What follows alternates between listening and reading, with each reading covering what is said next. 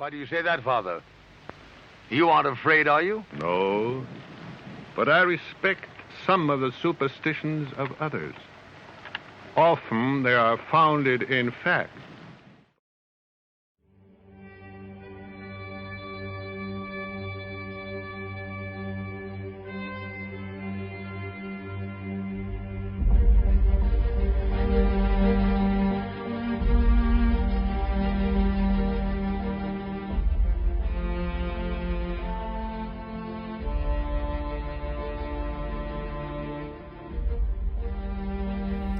This is your time. This is your call to arms. For the Cryptid Connection, it's your voice.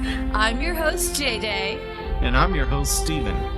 Welcome to Cryptid Connection.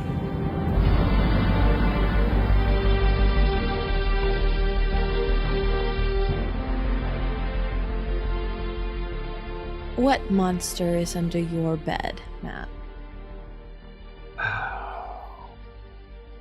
The ghost bunny. The what? The ghost bunny.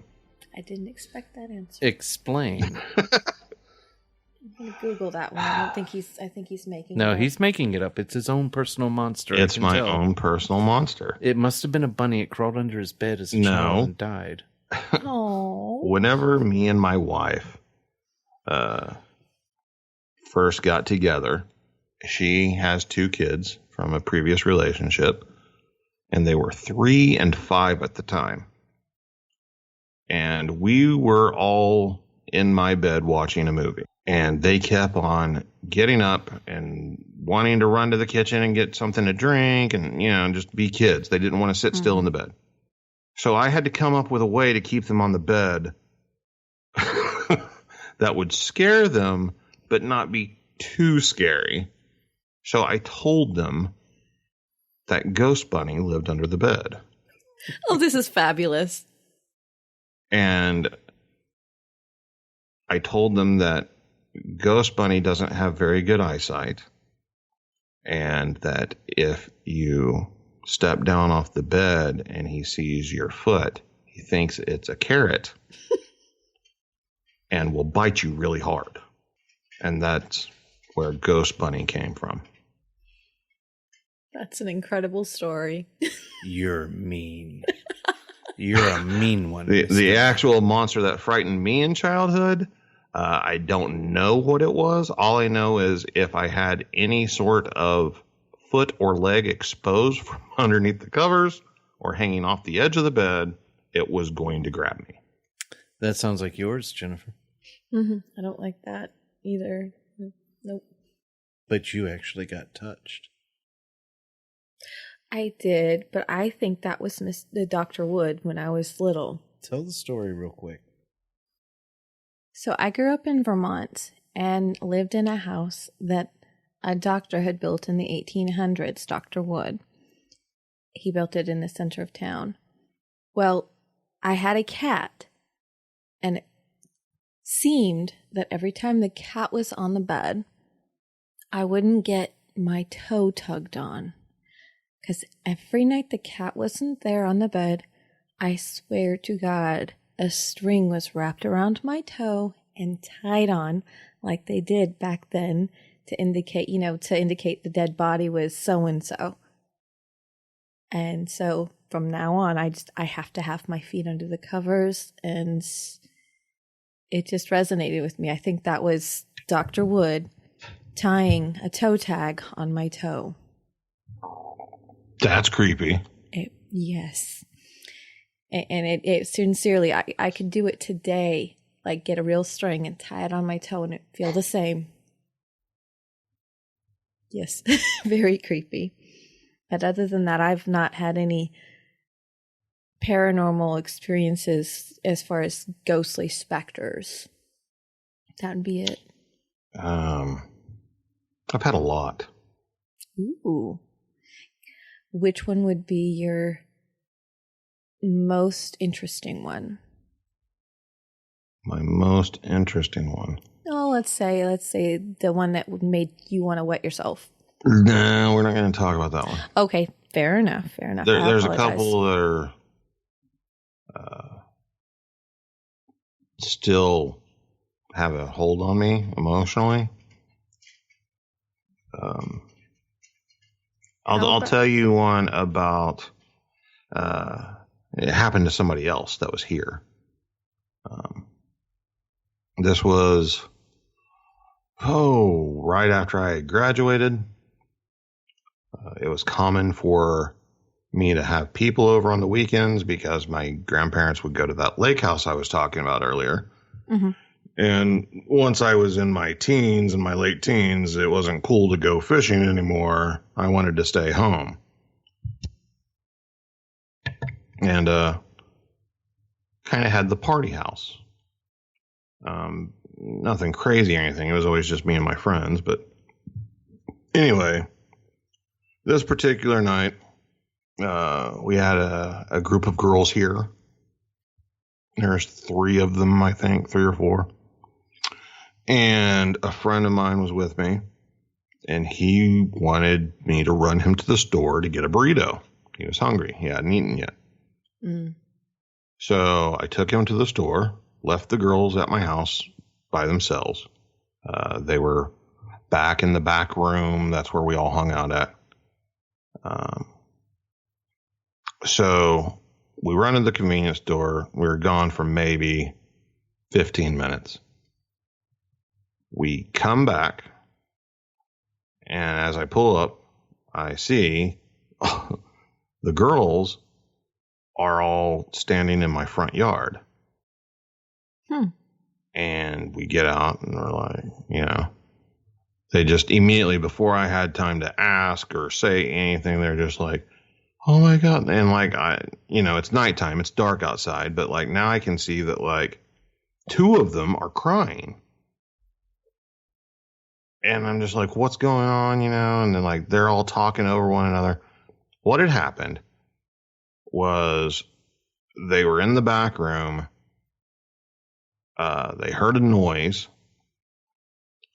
They went to investigate the noise because they thought it was us coming back. And my house is what's called a shotgun house. It has a hallway that goes straight through the middle of it from the front door to the back door. Mm-hmm. And the rooms are off to the sides.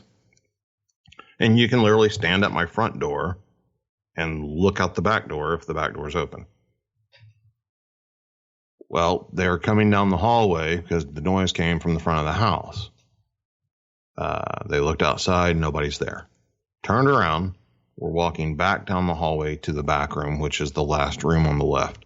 Mm-hmm. Right before they got to the doorway to that room, the one that was kind of in front or whatever said she saw, and keep in mind, these are not people that know anything about the paranormal, other than, kids hearing ghost stories or whatever. Mm-hmm. They saw a figure that looked like a person, except they claimed it was like a shadow. They couldn't see through it, but it was foggy looking, like black smoke kind of, but smooth. It didn't look like smoke. And it was shaped like a person standing at the back door inside the house. The distance we're talking about is maybe 10 feet. Wow. She screams. The other girls look up. They see it. The thing starts coming towards them. They turn, run back towards the front door. They claim the thing chased them down the hallway. I don't know if they just thought it did or, I don't know. They ran out the front door. Once you go out my front door, there's 4 steps going down to the yard. The house sits maybe 3 feet up off the level with the yard. So they ran out the front door and just ran straight down the steps and out into the yard. And the door to the house slammed shut behind them. You didn't want them in there. Did not want them in there. And they were all freaked out, wanting to go home. Wow. What did you go into the house after that to look? Oh yeah. Yeah. I didn't find anything. The door was shut and everything. It automatically locks whenever it's closed all the way. So, I didn't find anything out of place, or I didn't see anything that particular time. But their behavior definitely convinced me that they experienced something. I mean, like lots of people, if you spend enough time at this house, you would have experienced something at one point or another. So it had a history. Yeah. Yeah. Going back before I was born. Do you know the history of the house? Did something happen there, or was it built in a certain place? I know people say sometimes houses are built on places that... Yeah, that's a possibility. I mean, to me, Oklahoma is a lot like Texas. Like the whole place is haunted. Yeah, pretty much. Lots of stuff has happened in Oklahoma and Texas. You just run across those places. But this particular neighborhood was built on top of an old mine. Ooh. So that might have something to do with it. And then the other thing is my grandparents were the second owners of the house. And the first owners, the story that I was told by my grandmother was that they had gone on vacation and gotten into a car accident, and the husband had died. And the wife came home and sold the house. And hearing everybody's stories from before I was born, coupled with a few experiences I had of my own and other people, there's belief that there was a mill entity in the house that was not very nice. And then another possible entity, if that's what you want to call it or whatever, I believe is my great-great-grandmother, who actually, whenever I was born, there was 5 generations. And whenever I was a year and a half old, she passed away in the house. Oh. And that's kind of how the whole ghost thing started, was experiences that I attribute to her.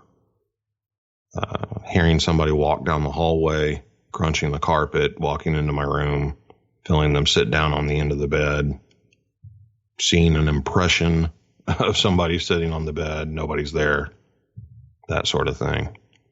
That one always got me. I've never experienced it, but I can believe that would happen. Yeah, it's weird. Yeah. It's really weird. But there was never anything.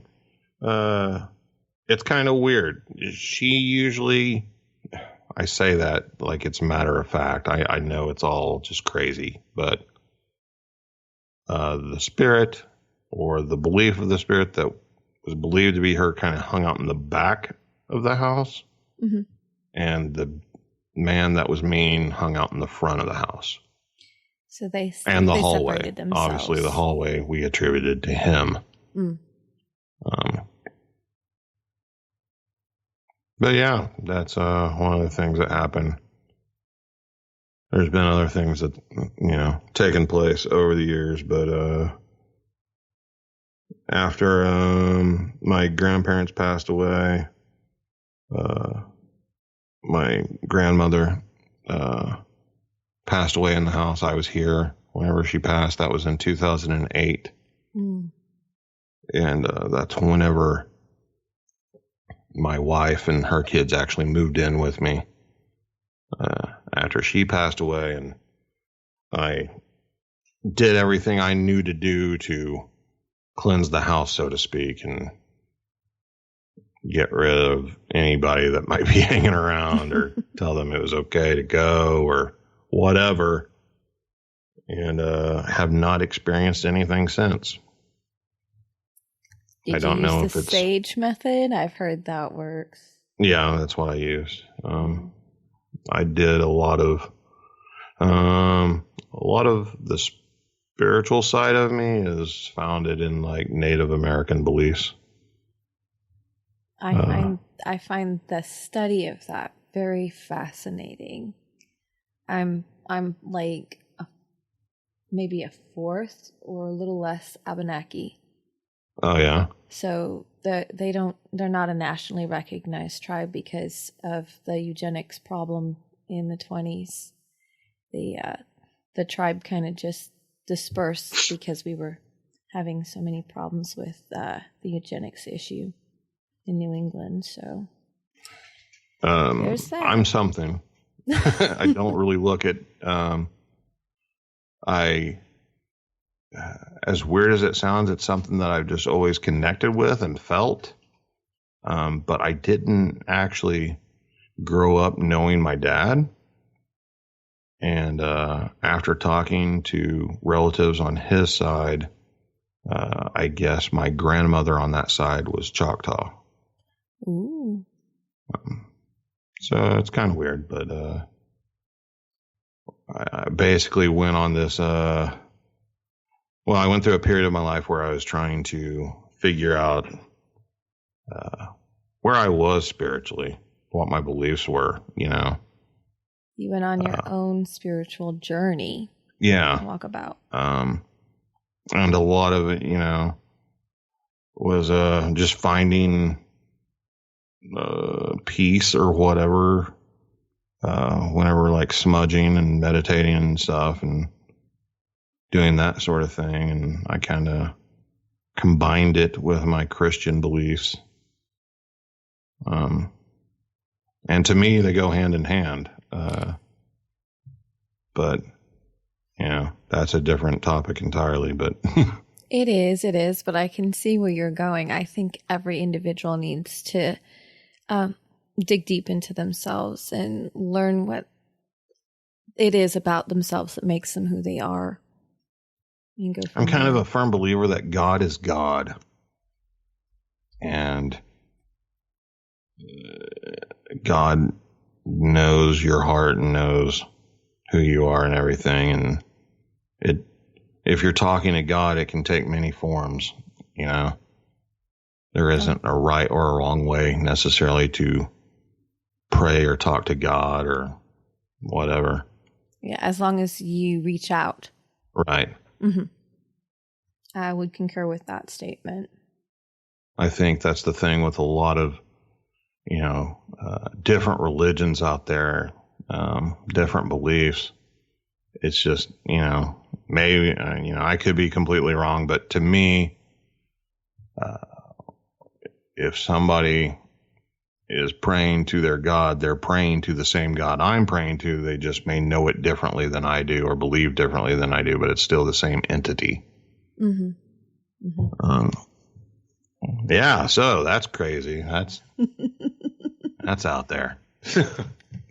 It's out there, but it's all part of the getting to know you, Matt. Well, I'm kind of all over the place, if you haven't caught on.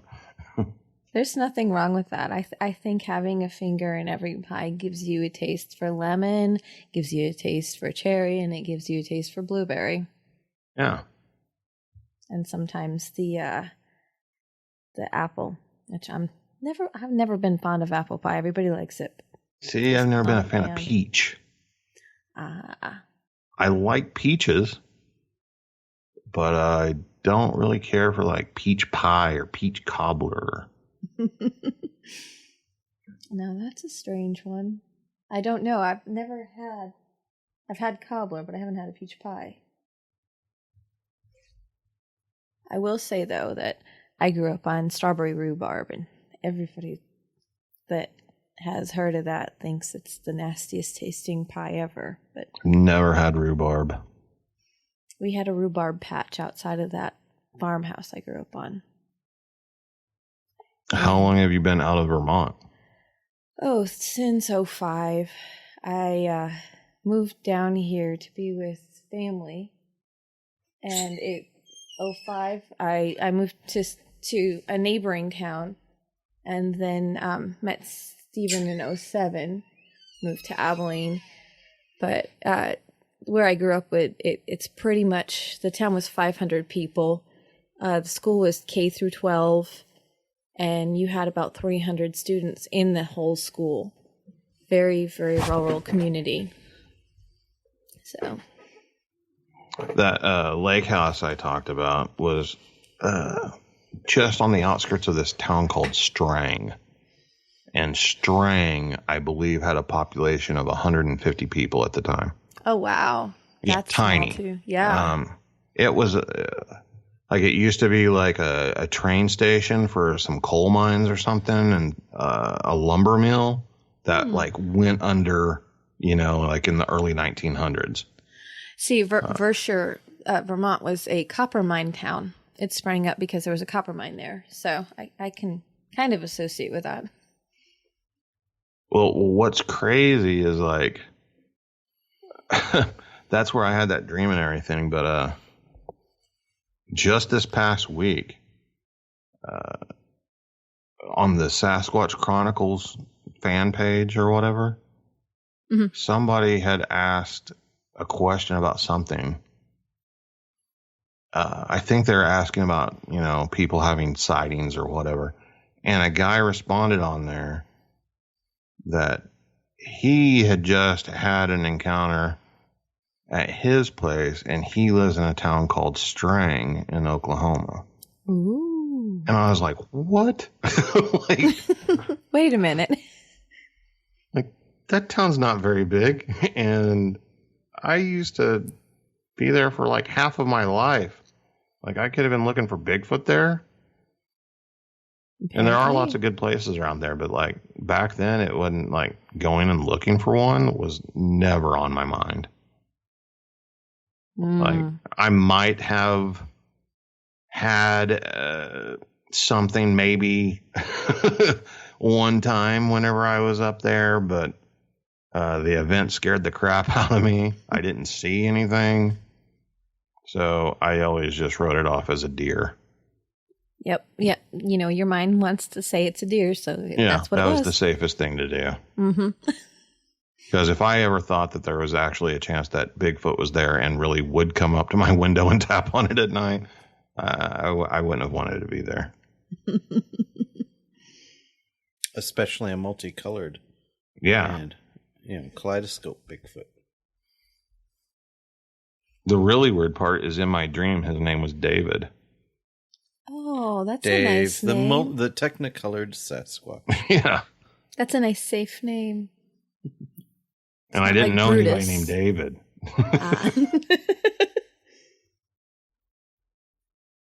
But I've told that story to a few other people, just like in conversation or whatever. Mm-hmm. I may have mentioned it on the show before. I don't really remember. But there's been more than one person I've told that story to, and they were like, that sounds like Craig Woolheater's story. He saw a Technicolor Sasquatch? I don't know. I've never asked Craig about it. We'll have to hunt this down. I've known him since forever. Not that I'm like close to him or anything.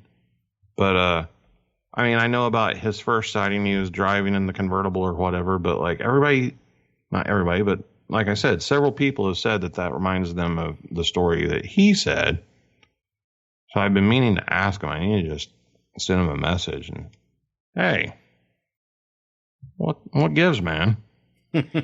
Hey, collaboration is probably 60% of the facts that we gather.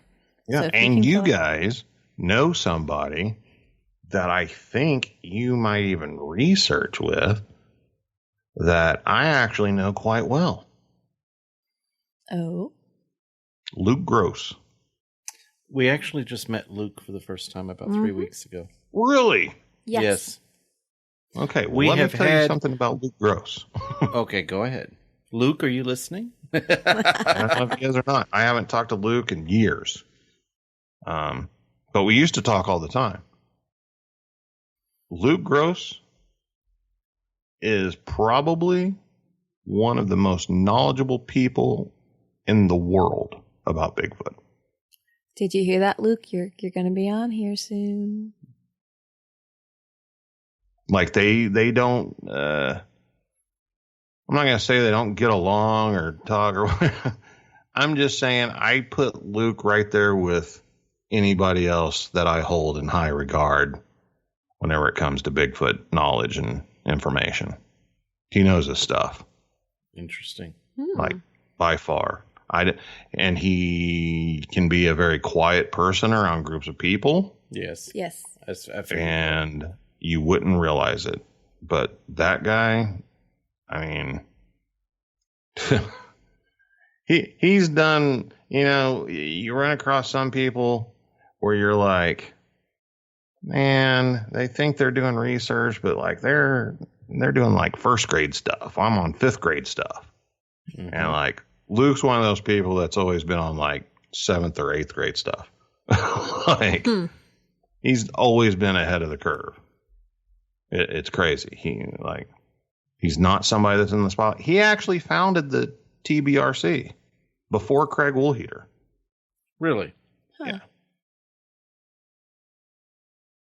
Huh. But I ain't going to tell that story. But yeah, he was the founder of the TBRC, not Craig. You heard it here first, people. But I saw him in some photographs recently. And I believe he was with people that you guys are friends with and associate with. He was there the weekend we did our live broadcast out in the field. No, well, maybe that's where I saw the photographs probably from. where you saw the photographs was from that afternoon. He wasn't there during the live cast, but he had been there earlier that day, I believe. Or was he there Saturday?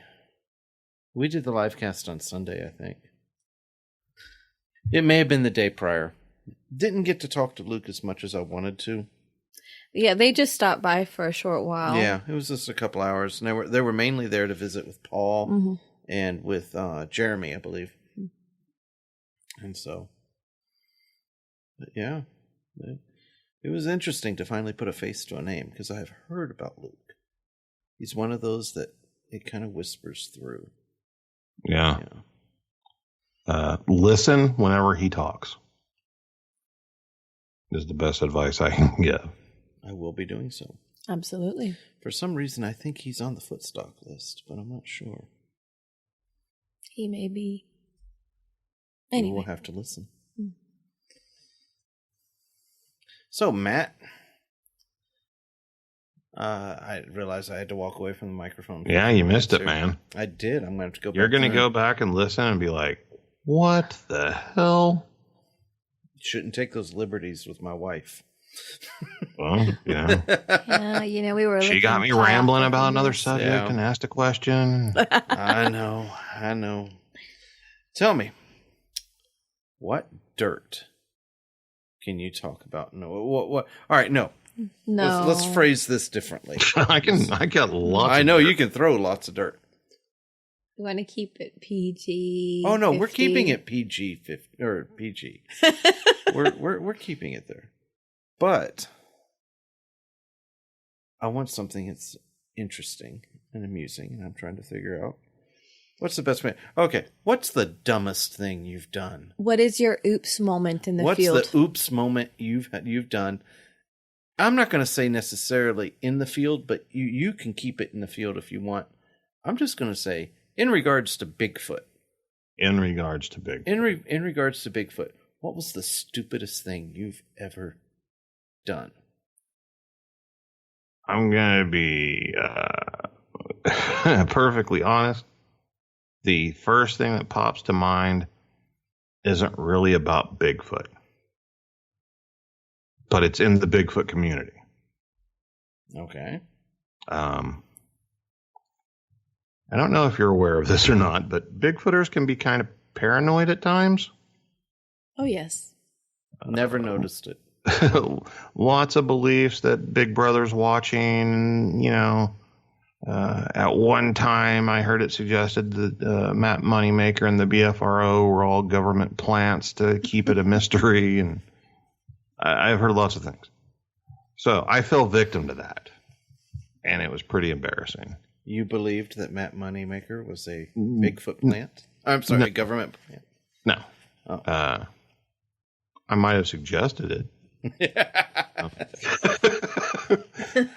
No, it was my birthday. And a Bigfooter went on my Facebook page and wished me a happy birthday. Pretty innocent. Pretty innocent. I don't know why, but something clicked. Because the only way I know this person is through Bigfoot. And I was like, just racking my brain, like, how do they know it's my birthday? I've never told them my birthday. Nobody knows it's my birthday. I called people that I was close to, also in the Bigfoot world. So-and-so posted on my Facebook page, happy birthday. There's no way that they could know it's my birthday. Like, they've got something's going on. Like, they've investigated me or something. They're looking into me. I don't know what's going on. I've never given my personal information out. Finally, I was talking to Vicky, who's a very close and dear friend of mine.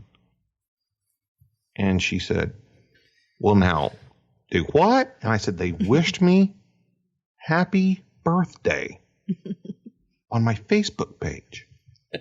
Nobody had said anything about it being my birthday. I'm telling you, there's no way they could have known.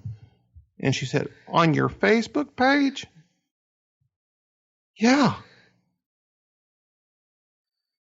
Well, hun, doesn't it say your birthday on your Facebook page?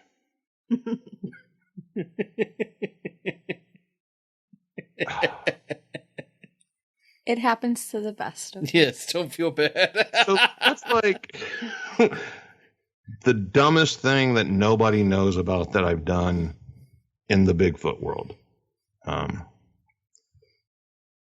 Dumbest thing in the Bigfoot field, like while out researching or anything. Man, I know there's some dumb stuff I've done, but I can't think of anything. You didn't slam your finger in a car door. You didn't... Or scream bloody murder that a fake snake was crawling down your arm. You didn't snuggle with a skunk. Nothing like that? I mean, there's been some things that have happened. You said things that I've done. Okay, so there's this place in Oklahoma called Skunk Road. Okay. And it's a research spot. Now, whenever I say research, we didn't go out there and research. We just went out there looking for signs of Bigfoot and seeing if any were out there. But it's called Skunk Road because of me. And it's not because of the way I smell or anything like that. We were out there one night, and something was coming through the brush, making all kinds of racket. But the brush wasn't, I mean, it was like 4 feet tall. Mm-hmm. So, like, we knew it wasn't a Bigfoot or anything. And there were several of us out there. And out comes this skunk. I've never been sprayed by a skunk, but it's always been in the back of my head that it's a big fear of mine to be sprayed by a skunk. So I start, like, you know, kind of freaking out a bit. Did you panic? Not totally, but so this skunk keeps on walking towards me. Wherever I would go, it would come towards me. It liked you. Yeah. And like everybody's laughing. Oh, that's funny. You know, the skunk likes Matt, you know, blah, blah, blah. Well, the skunk disappeared. You know, it's gotten darker at this point. Can't see the skunk. I'm kind of keeping my eye out for it. It's gone on. I'm sure it's just run off, you know, like why would it hang out? Well, I'm sitting there, kind of standing, leaning up against my car. And I think it was Vicky again. Somebody said, "Where's that skunk at?" And I'm looking around, trying to find the skunk. And something catches my eye. And I look down, and it's right between my legs. Oh. And I'm just like mortified. Oh. I'm just like, the damn thing's between my legs. And I start freaking out, and it disappears back underneath the car, and I take off, and never got sprayed, but that's how Skunk Road got its name. Because skunk. Aptly named. Yes. Now that is funny. That's a good one. I had a skunk experience one time where I just stepped out of my tent in the middle of the night, and I was standing there for a minute, I guess looking around doing something, and then I felt something, and I looked down, and there was a skunk walking right across my feet. Just standing there. Oh, jeez. I stood very still. He walked off. He didn't even slow down. He just went right over my feet, not around him, not in front of me, not behind me. That little sucker walked right over my feet. He was not concerned in the slightest. He walked off. Luckily, I was fortunate with the group of people that I usually went out with. They were the type of people where there was always a good chance somebody else was going to do the dumb thing. Yeah. So that may have outshined some of my greater moments. Yes. I did get teased for a while about the raccoon incident. There was a time whenever my tent was broken into while we were away from camp. Ooh. I was 100% convinced it was a Bigfoot until the raccoon prints were discovered all over my air mattress. And at that time, of course, it wasn't anything I actually thought, but I just kind of blurted out that, like, yeah, Bigfoot grabbed a raccoon, used it like a little rubber stamper on my bed to make me think that was a raccoon. Well, he has to cover his tracks some ways. Yeah. So I was teased about the Bigfoot raccoon that was crawling in the tent with me, which I really did have a raccoon crawl in my tent, so it wasn't that crazy. But it's always much more fun to have those incidents when it comes to friends. Yes. Oh, yes. Yes. See, that's the thing. For a big chunk, we're talking 7-8 years. My research was done in Sulphur, Oklahoma with a guy named Chad Scott, who was also at the time my best friend. He was from Sulphur. And we were close to the same age and had very similar personalities. So, I got to spend the bulk of that time, out in the field with my best friend who had the same cynical sense of humor I did. So, if you ask Chad, I did lots of dumb things all the time. But there was always that person there, to give me shit about anything that I did. Is there anything you were hoping to broach now that you've No. talked Well, for I a was while? going to say, do you have any new interesting projects that you want to share with everybody? Nope. Nope. Okay, good. I Is there a have secret? some new and interesting stuff going on that will be brought out into the open fairly soon. That's just one of my standard questions, so I can go away. I have like I've got the Bigfoot Outlaw Radio stuff that I do. I've got the Cryptid Tells YouTube channel where I just narrate witness stories and stories I've heard, and a few that I wrote on my own that are fictional. I'm willing to admit that, but I try to label them before each one. And then I have another podcast that I'm working on bringing out that will be based around not just Bigfoot, but all those kind of topics, the paranormal, UFOs, whatever, people who have encountered things, and basically scary stuff.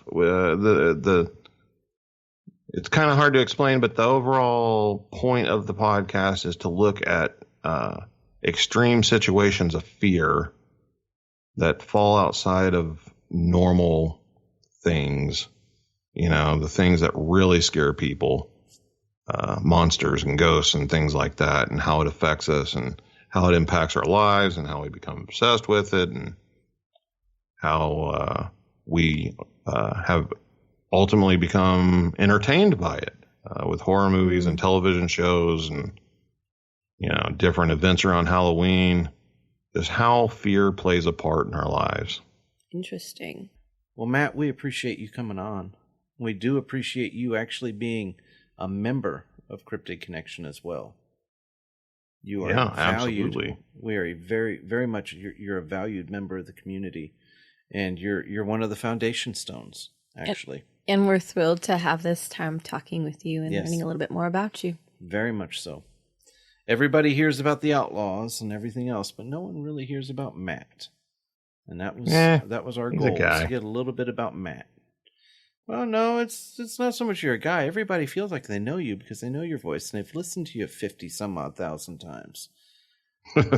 But other than kind of knowing the personality and knowing some of the stories you talk about other people, no one really knows what makes you tick. And that's what we were looking for tonight. And I appreciate you sharing some of that. And, we're not going to let you off. You're going to share some more here eventually. Oh, anytime. And I think the Cryptid Connection website is awesome. If there's any members on there that want to talk to me or get to know me better, hit me up. I'm pretty much an open book with people whenever they actually talk to me or ask me questions. Mm-hmm. And if you're not a member of the Cryptid Connection, you should check it out because it's awesome. And I know I've got, let's say, an insider who's told me some of the things that are going to happen in the future there that I'm especially looking forward to, and I think people are really going to like. It is growing. We are evolving it. There are big plans for it. Like I like to tell everybody, it's a safe, secure, and it's a private environment. You hear Matt talking about how if you want to hook up with him, if you ask a question or something like that, you can do so on Cryptid Connection without any issues. Unlike a lot of the other places on the internet that we all hang out at and everything else. So, anyway, Matt, I appreciate the plug. Jennifer and I have been working very hard on that over the last year, and you really just did make a really good plug for that, and I appreciate that. Thank you very much. Thank you. Oh, well, I sincerely mean it. It's not just a plug. Well, I guess that's what we ought to say, really, too, is the fact we're not paying you for that. That was entirely unscripted and on your own. Oh. So, so many times I sit here and I wonder about this show, and I wonder how am I going to incorporate the website back into the show or things like that, because the show is ultimately the advertisement for the website. These are the members that we have on the show. These are some of the members that we have at the website. And this is what the website is about. It's the entire lifestyle of the cryptid and everything. Enthusiast. And I have often lately had a problem trying to figure out, how do I go about selling it?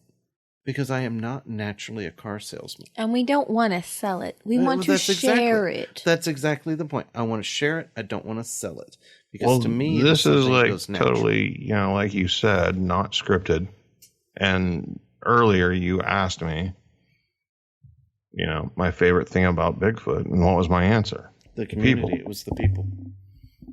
And with Facebook and the different Bigfoot groups and everything, it's like, yeah, you've got access to the people, but it's like you're at work. You know what I mean? Yes. Like it's always job talk. Mm-hmm. Mm-hmm. And the Cryptid Connection is a place where, like, yeah, you've got job talk, but it's more like, a company Christmas party or something, or a barbecue at your house or something. That's right. Where you can get to know the actual people. Mm-hmm. Mm-hmm. I mean, I think it's a great idea. Well, thank you. I'm blushing. All of this from a brain fart we had a little over a year ago. Alrighty. We're going to go ahead and let you go, Matt. All right. And we will talk to you later. And we appreciate it, man. You have a good night. You too. Later. All right. Good night. When he's aiming at the target in his head, and every broken man finds his idle hands grasping at tomorrow's promised land.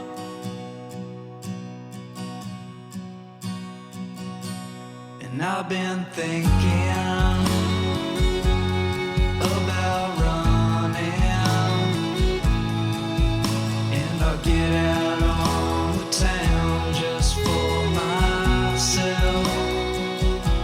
And that's when I saw her, and she looked right through me. And when I said I do that day, I really do.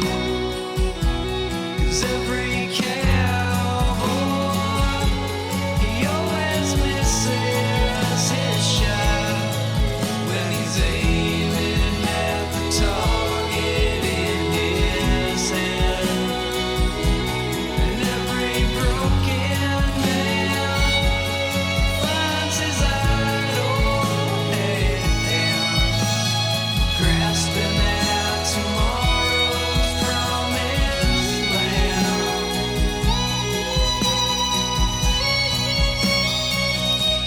And I've been thinking about riding, and when I get the first draft back with no red ink, but I've been thinking to do my best work. Yeah, I've gotta leave this town to find my way. And when that plane touched down on that island town, I knew that my life's work was in their hands. So I started digging for wells of water, and I'm a hero in their eyes. It's clear to see. 'Cause every cowboy, he always misses his shot when he's aiming at the target in his head. And every broken man finds his idle hands grasping at tomorrow's promised land.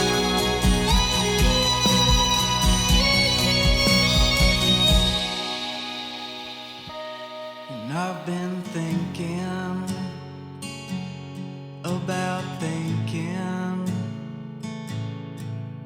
about the time that I have wasted sitting here.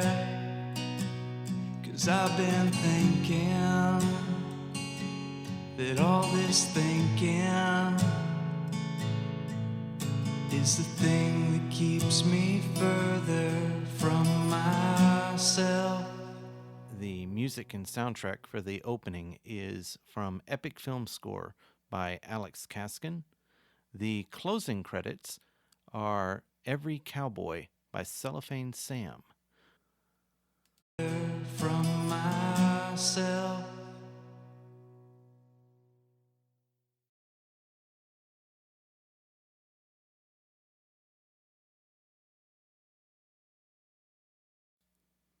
The music and soundtrack for the opening is from Epic Film Score by Alex Kaskin. The closing credits are Every Cowboy by Cellophane Sam.